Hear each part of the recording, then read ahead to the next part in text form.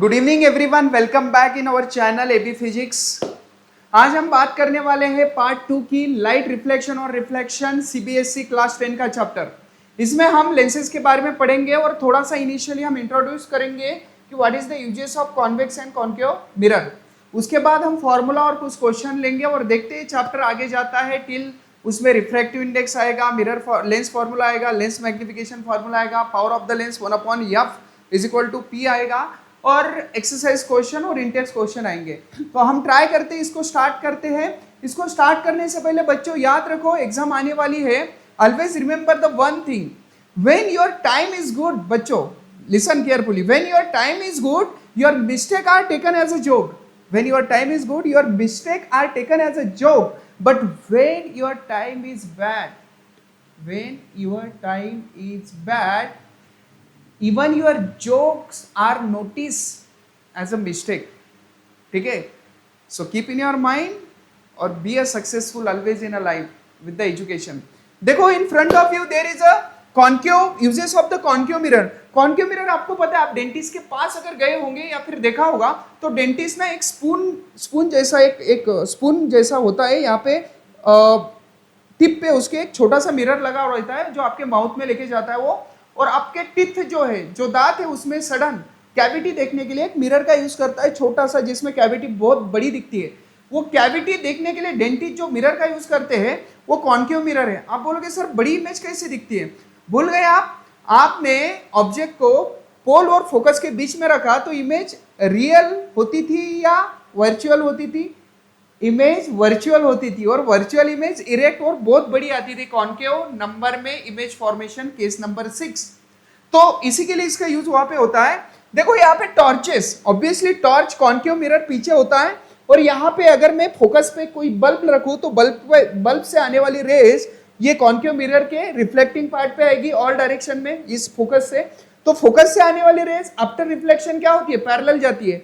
इसलिए यहाँ पे एक छोटा सा बल्ब रखा जाता है टॉर्चेस में, लेकिन उस बल्ब से निकलने वाली रोशनी जब इस कॉन्केव मिरर पे आती है तो यहाँ पे रिफ्लेक्ट होकर एक पैरेलल बीम क्रिएट होता है। पैरेलल एक सीधा दूर तक जाता है, टॉर्चेस का लाइट दूर तक जाता है।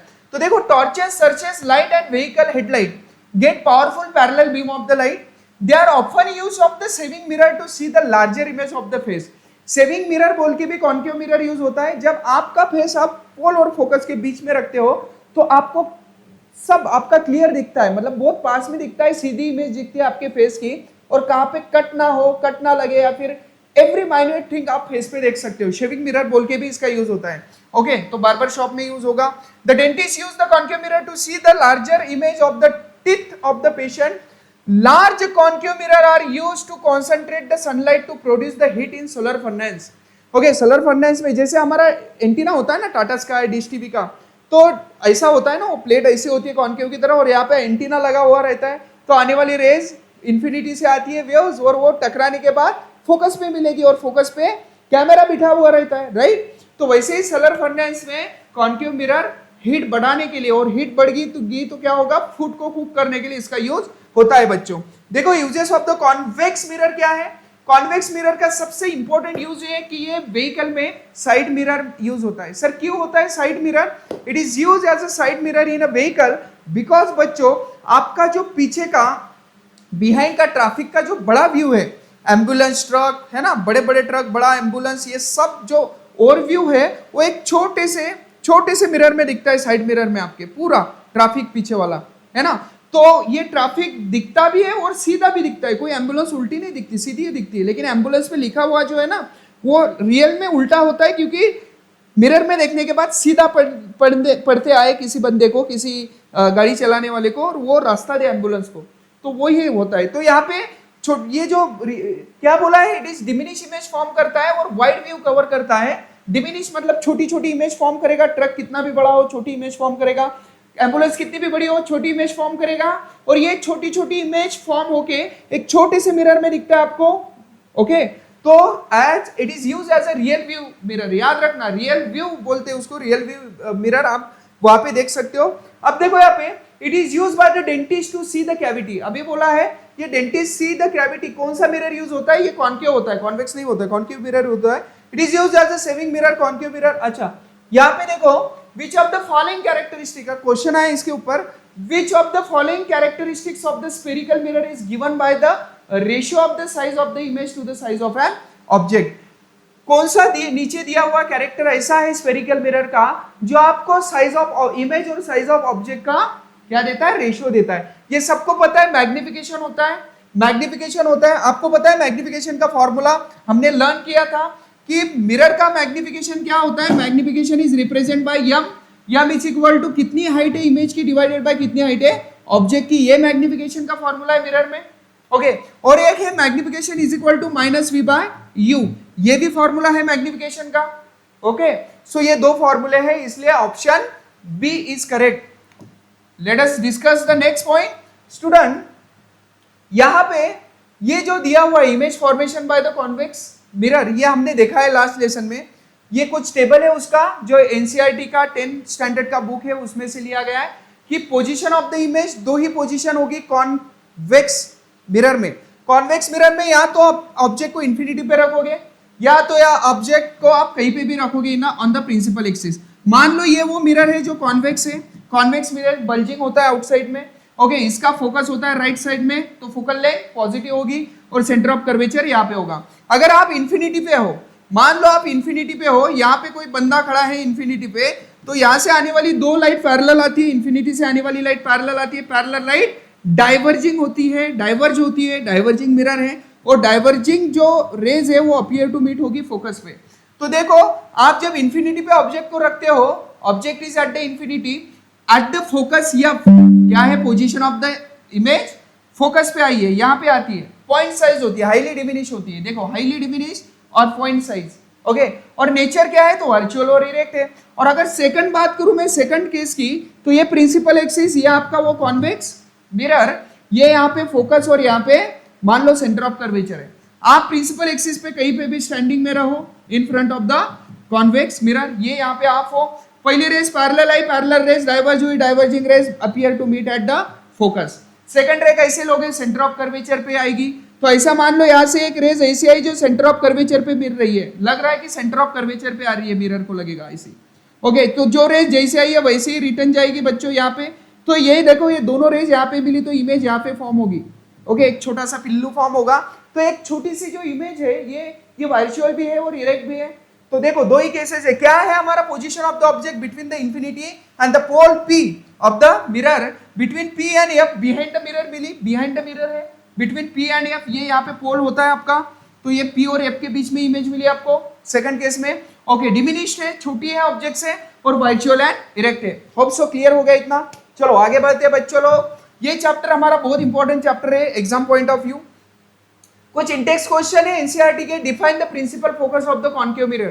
प्रिंसिपल फोकस को डिफाइन कीजिए कॉन्केव मिरर में। सबको पता है, बच्चे को पता है जिन्होंने एक चैप्टर अच्छे से कंसेप्ट को क्लियर किया है कि फोकस वो पॉइंट है जहां पे कॉन्केव मिरर में स्पेशल फोकस वो पॉइंट है जहां पे आने वाली पैरेलल रेस रिफ्लेक्ट होके मिलती है। The point on the principal axis where the all reflected rays meet, that point on the principal axis after reflection of the rays is called as principal focus. बच्चों the radius of curvature of the spherical mirror is 20 centimetre. Question दिया है कि जो radius of curvature है वो कितना है, 20 centimetre है। किसका 20 सेंटीमीटर है sir, 20 centimetre radius of curvature है स्फेरिकल मिरर का। कोई एक मिरर है जिसका रेडियस ऑफ कर्वेचर 20 है और हमें पूछा है बच्चों what is it's focal length, क्या है उसकी फोकल लेंथ। तो यहाँ पे स्फेरिकल मिरर दिया हुआ है, ऐसा कुछ दिया हुआ नहीं है कि कॉन्केव है या कॉन्वेक्स है। तो ऐसी केस में आप डायरेक्ट लिखो कि radius of curvature is equal to twice F होता ही है, ये तो पता है आपको। तो फोकल लेंथ क्या होगी, फोकल लेंथ होगी r/2। r कितना आपका 20 है, 20 क्या है रेडियस ऑफ कर्वेचर है, तो 20 डिवाइडेड बाय 2 हो गया 10। तो 10 सेंटीमीटर ये आ गया आपका radius of curvature. Question number 1 हो गया, 2 हो गया, 3 है name the mirror that can give an erect and enlarge image of an object. सीधी इमेज दे रहा है और बहुत बड़ी भी दे रहा है, ऐसे मिरर का नाम लिखो। आपको एक केस बताता हूं, दोनों मिरर हमारी कॉन्केव और कॉन्वेक्स इमेज देती है वर्चुअल और इरेक्ट, बट बड़ी इमेज कौन देगा आपको पता है। अगर मैं यहाँ पे पोल लूं और ये कॉन्केव मिरर है, कॉन्केव मिरर में एक केस है फोकस और पोल के बीच में, जहां पे आप खड़े हो और आपसे दो रेज लेंगे हम, वन पैरेलल रेस फोकस से गई। ओके दूसरा सेंटर ऑफ कर्वेचर से रेज लेंगे, जैसे गई है वैसे ही रिटर्न जाएगी। दोनों डाइवर्जिंग रेज है, डाइवर्ज हो रहे, ऐसे डाइवर्ज हो रहे, डाइवर्जिंग रेज कहीं पे मिलेगी नहीं। लेकिन इसको अगर आप बैक साइड में ऐसे ड्रॉ करोगे, अपीयर टू मीट करोगे, तो यहाँ पे मिलेगी बिहाइंड द मिरर। तो यहाँ पे ये मिली आपकी virtual and erect image, virtual and erect image. और यहाँ पे पता है आपको मैग्निफिकेशन क्या होगा, बताओ मैग्निफिकेशन क्या होता है? Height of an image divided by height of an object. Image भी बड़ी है, इमेज बड़ी है तो वैल्यू ज्यादा होगी ऑब्जेक्ट के मुकाबले, इसकी हाइट ज्यादा है इमेज की। तो अगर मैग्निफिकेशन HI अपॉन HO है, मान लो ये 10 सेंटीमीटर की है इमेज और 5 सेंटीमीटर का ऑब्जेक्ट है, तो 10 डिवाइडेड बाय 2 कितना आया? सपोज 2 आया, 2 आया। अच्छा, दोनों भी पॉजिटिव हो गए क्योंकि ये पॉजिटिव एक्स एक्सिस दिखा रहे ऊपर 1 2 3 4 5 6 7 8 9 10, मान लो 10 है, राइट? तो 10 सेंटीमीटर पॉजिटिव हाइट है इसकी इमेज की। तो ये हुई आपकी इमेज, तो इमेज की हाइट ज्यादा है, तो यहाँ पे मैग्निफिकेशन क्या आएगा? इट इज ग्रेटर देन +2 और लेस देन +2। बोलो मैग्निफिकेशन 2 से ज्यादा आएगा बड़ा, सॉरी मैग्निफिकेशन ग्रेटर देन 1 आएगा, 2 आएगा, ऐसा मैंने बोला। सपोज मान लो मैंने बोला कि 2 आएगा, तो क्या बोलेंगे हम? It is the magnification is greater than 1। तो यहाँ पे मैग्निफिकेशन ग्रेटर देन 1 आया, तो कौन सा मिरर है? तो वो मिरर हो गया आपका कौन सा? Concave mirror. कॉनकेव मिरर एक ऐसा मिरर है जहाँ पे इमेज इरेक्ट आती है और मैग्निफाइड आती है। थर्ड क्वेश्चन है बच्चों, why do we prefer the convex mirror as a real view mirror in a vehicle? Convex mirror को ही रियल व्यू मिरर क्यों लेते हैं हम? कॉनकेव को क्यों नहीं लेते? प्लेन को क्यों नहीं लेते? तो इसका आंसर मैंने अभी आपको 2-3 मिनट पहले बताया कि कॉन्वेक्स मिरर जो है it is the diverging mirror जिसमें इमेज वर्चुअल और इरेक्ट फॉर्म होती है और डिमिनिश्ड फॉर्म होती है, छोटी इमेज फॉर्म होती है। तो लार्जर व्यू कवर करती है ट्रैफिक का, behind the traffic, behind the car, behind the bike, bike के पीछे, कार के पीछे जितना भी एरिया है ट्रैफिक का, वो लार्जर एरिया एक छोटे से मिरर में कवर करती है। क्यों? क्योंकि वर्चुअल और डिमिनिश इमेज देती है इरेक्ट वाली, कौन? हमारा convex mirror, and hence it is used as a real view mirror in the vehicle. Okay sir, समझ गया। चलो आगे चलते हैं बच्चों। यहाँ पे which mirror are used in a vehicle and why, ये आपको अभी बताया मैंने। ओके, साइन कन्वेंशन बहुत इंपॉर्टेंट पार्ट है एग्जाम में। साइन कन्वेंशन इतना लर्न करने से अच्छा है आप सिंपल से कुछ चीजें याद रखो साइन कन्वेंशन में। साइन कन्वेंशन में क्या क्या इंपॉर्टेंट है बच्चों? देखो, साइन कन्वेंशन में इंपॉर्टेंट कुछ भी नहीं है, बहुत इजी है। जैसे कि आपको सिर्फ याद रखना है पॉजिटिव और निगेटिव एक्सिस। मान लो मैं यहाँ पे लिखने वाला हूं sign convention, sign convention, sign convention of spherical mirror. ये रहा आपका y एक्सिस, ये रहा x एक्सिस, ये पॉजिटिव y एक्सिस है, ओके, ये पॉजिटिव x एक्सिस है राइट हैंड साइड का, लेफ्ट हैंड साइड का निगेटिव x एक्सिस है और नीचे का निगेटिव y एक्सिस है, राइट। आप ऑब्जेक्ट कहां पे रखते हो? ऑलवेज आप लेफ्ट साइड में रखते हो। आप ऑब्जेक्ट को यहां पे रखते हो, आप यहां पे मिरर ले लो कोई भी, या फिर लेंस ले लो, तो आप लेंस और मिरर को O पॉइंट पे रखोगे सेंटर पे। तो यहां से ही डिस्टेंस मेजर्ड होना स्टार्ट करते हैं आप, 0 यहाँ पे 0 से O से, यहां से गए राइट साइड में पॉजिटिव x एक्सिस पे, तो आप पॉजिटिव लेते हो 1 2 3 4, निगेटिव पे गए तो निगेटिव लेते हो 1 2 3 4, प्लस y एक्सिस पे गए तो लेते हो प्लस 1 2 3 4, नीचे माइनस y पे गए तो बोलते हो माइनस 1 2 3 4, करते हो ना ऐसा। तो मान लो यहाँ पे ऑब्जेक्ट है और ये ऑब्जेक्ट की हाइट है HO।